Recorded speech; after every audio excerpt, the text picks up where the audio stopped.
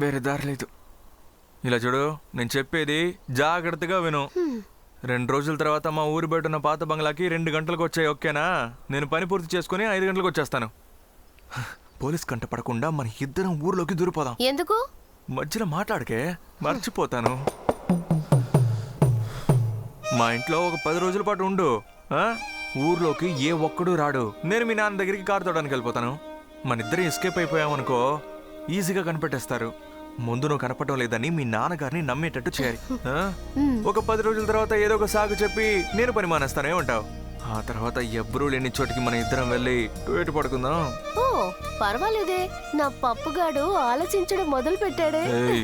ఏంటే ఎటకారమా? అవును, ఇలా వెయ్.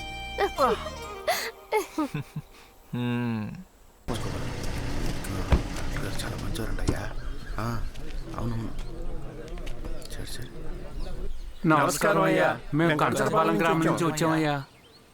మీ సమస్య ఏంటో నాకు అర్థమైంది. మీ జాలర్ల పండగ ఎప్పుడు? ఇంకా 10 రోజులు ఉందయ్యా. ఓ సరే, తగరపు వలస వాళ్ళు గొడవ చేస్తున్నారా? అవును, వినాయకుడిని చెరువులో నిమజ్జనం చేస్తారంట సార్. చెరువులో కాకుండా ఎక్కడ కలుపుతారయ్యా? చెరువులోదా?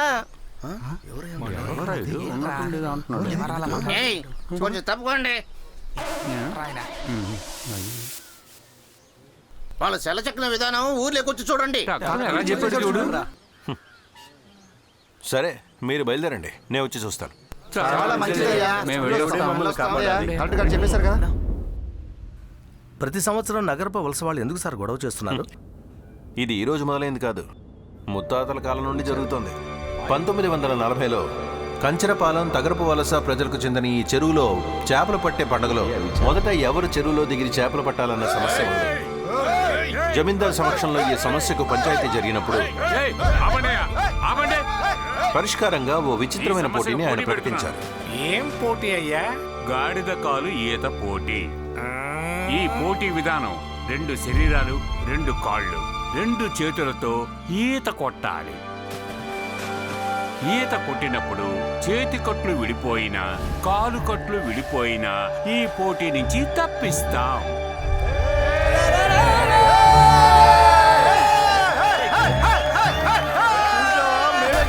పోటీలో గెలిచిన తగరపు వలస ప్రజలకు జమీందార్ మొదటి రోజు చేపలు పట్టే అవకాశాన్ని కల్పించారు. కానీ కంచర్లపాలెం వాళ్లు పోటీలోని ఓటమిని అవమానంగా భావించారు. దానికి పర్యవసానంగా చెరువు నీళ్లలో విషం కలిపి చేపలను చంపేశారు. అంతటితో ఆగలేదు. ఎందుకులా చేశారని ప్రశ్నిస్తే గొడవలకు దిగారు.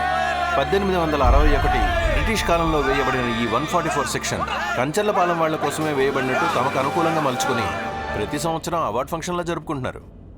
ఇప్పుడు ఈ విగ్రహం ద్వారా సమస్య మొదలైంది. వెళ్ళి చూద్దాం. గాజు ముక్కలతో విగ్రహం.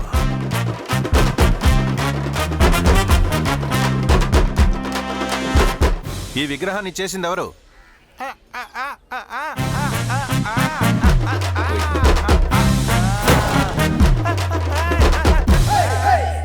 గాజు ముక్కల విగ్రహాన్ని చెరువులో ఎలా కలుపుతారయ్యా? చెరువులో గాజు ముక్కలుంటే ఆ నీళ్లలో దిగి పిల్లలు ఎలా స్నానం చేస్తారయ్యా? అందులో ఉన్న చేపలు కూడా అది ప్రమాదం మీకు తెలీదా? ఏంటయ్యా, ఏం చెప్తున్నాడయ్యా? జరిగిందేదో జరిగిపోయింది, నీ భజనానికి ఎవడో దారి చెప్పండి అంటున్నాడు. రాయప్ప, ఏంటిదంతా? వీళ్ళ దగ్గర న్యాయాన్యాయాల గురించి అసలేం మాట్లాడలేమండి. ఇలా చూడండి, తగరపు వలస జాలర్ల పండగ ఇంకో 10 రోజుల్లో జరగబోతోంది. ఆ తర్వాత నిమజ్జనం గురించి మాట్లాడదాం. వినాయక చవితి మొదలవగానే 4వ రోజు తీసుకెళ్లి నిమగ్నం చేయాలి. ఇది వరకే 2 రోజులు పూర్తయింది. నువ్వేమంటావురా రాముడు? చట్ట ప్రకారం గాజు ముక్కల్ని చెరువులో కలపకూడదు. దయచేసి అర్థం చేసుకోండి. వాళ్ళ ఉత్సవాల తర్వాత నిమజ్జనం చేస్తే మా పరువు ప్రతిష్ట ఏం కావాలి? కావాలంటే రేపు వాళ్ళ ఉత్సవాలని జరుపుకోమని చెప్పండి. మేము ఎల్లుండి నిమజ్జనం జరుపుకుంటాం. రేయ్, ముందు కత్తి దించరా. వేసుకున్న డ్రాయర్ కూడా సరిగ్గా నిలబడడం లేదు, అంతలోనే పౌరుషమా? మీ నాన్న నిక్కరేసుకున్నప్పటి నుంచే మాకు తెలుసు. తీర్పు మార్చి చెప్పండి. ఇప్పుడు మా నాన్న గురించి ఎందుకు మాట్లాడతాం? మీ నాన్న నిక్కరేసుకుని ఇన్స్పెక్టర్ గా చేసినప్పుడు అంటే తెలుసని చెప్పా. దీనివల్ల ఈ రెండోళ్ల మధ్య ఎటువంటి గొడవలు జరగకూడదు. మాట్లాడి పరిష్కరించుకుందాం. ఎప్పుడు ఎక్కడ అది చెప్పండి సార్.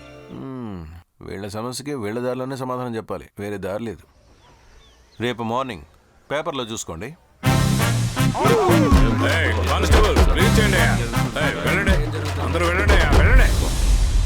ఈయన పేరు రాయప్ప. కంచెర్లపాలానికి తగరపు వలసకి రాజకీయ నాయకుడు. తగరపు వలసలో ఒక జ్యువెలరీ షాపు, ఒక సినిమా థియేటర్ ఉన్నాయి. వీరికి కార్లన్నా, కార్ రేసులన్నా చాలా ఇష్టం అండి. ఆయనకి ఆయనే బాగా ఖర్చు పెట్టి ఫ్లెక్సీలు, పోస్టర్లు అంటించి అబద్ధాలనే నిజాలుగా నమ్మించే ప్రయత్నం చేస్తూ ఉంటాడండి.